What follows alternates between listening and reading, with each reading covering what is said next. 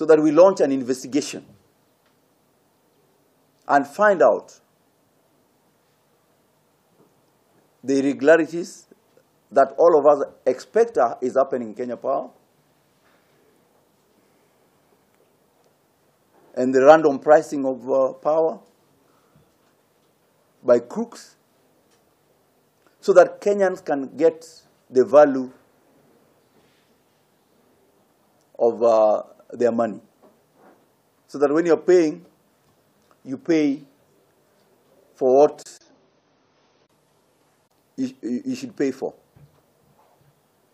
Because currently they're charging 4 shillings and 35 cents per kilowatt hour instead of the normal charge, which is 2 shillings 35 cents per kilowatt hour.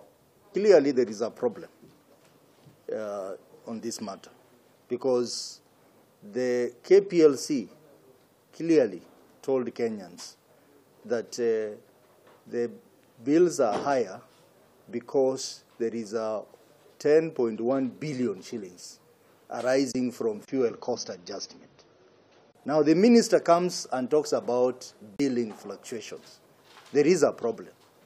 And we are saying that there are serious inherent problems in the energy sector.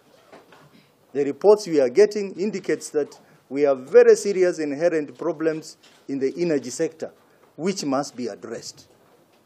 And for that matter, I think it's right for us as NASA to demand that all cabinet secretaries who have recently been appointed by Uhuru must be subjected to vetting, especially the CS for Energy and Petroleum, because we have serious concerns about what is happening in the energy sector.